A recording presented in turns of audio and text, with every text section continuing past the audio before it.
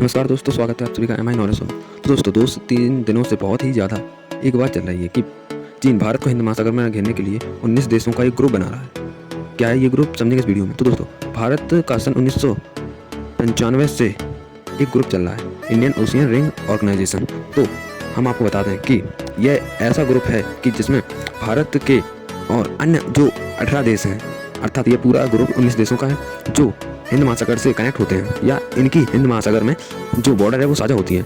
इसका मोटिव अर्थात इसका जो काम था वो यह था कि इस जो हिंद महासागर क्षेत्र है इसमें जो शिप लूटी जाती है या कोई आपदा के तहत कोई शिप फंस जाती है तो उसको रेस्क्यू करना, और आपस में जो ये देश हैं तो वो आपस में अपनी अपनी मदद करेंगे।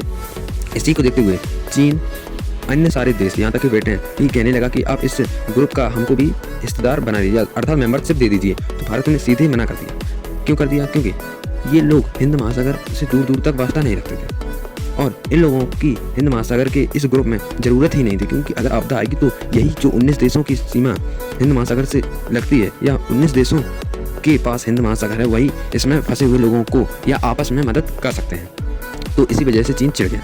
चीन ने भी कहा कि हम एक नया ग्रुप स्टार्ट करेंगे। वही हुआ, चीन ने 19 देशों को मिलाकर एक ग्रुप बनाया।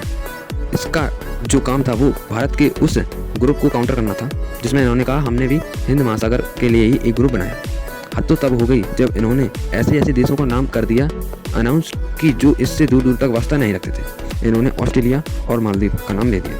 अब हम आपको बताते हैं कि ऑस्ट्रेलिया जो क्वाड का सदस्य है, यहाँ तक कि भारत के कई सारे एग्रीमेंट ऑस्ट्रेलिया के साथ हैं, यहाँ तक कि FATF में भारत और ऑस्ट्रेलिया बहुत अच्छे पोजीशन में हैं, और जो फ्री ट्रेड एग्रीमेंट है वो ऑस्ट्रेलिया के साथ साइन होने ही वाला है।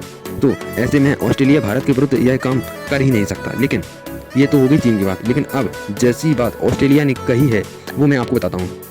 ऑस्ट्रेलिया की जो लोकेशन है वो हिंद महासागर में बहुत इंपॉर्टेंट है।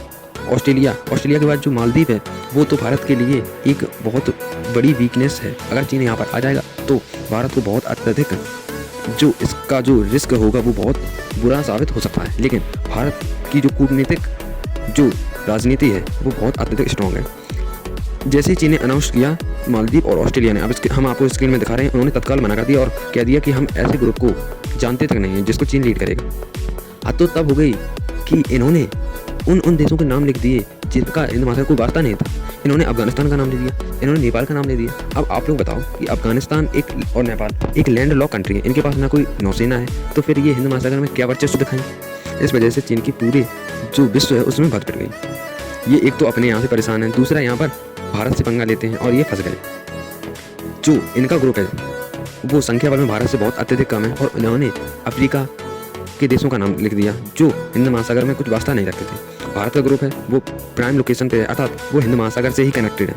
तो आप लोगों की इस बारे में क्या राय है? अब आप लोग समझ गए होंगे कि चीन भारत को हिंद महासागर में घेरने के लिए जो ग्रुप बनाया है वो कितना कारगर है। तो दोस्तों आप अपनी राय कमेंट सेक्शन में बता दीजिएगा। अगर आप लोग इस चैनल पर पहली बार आए हैं तो ऐसे ही इंटरेस्टिंग और नॉलेजेबल वीडियो देखने के लिए प्लीज़ चैनल को सब्सक्राइब कर लीजिएगा, क्योंकि अभी और खबरें आनी बाकी हैं।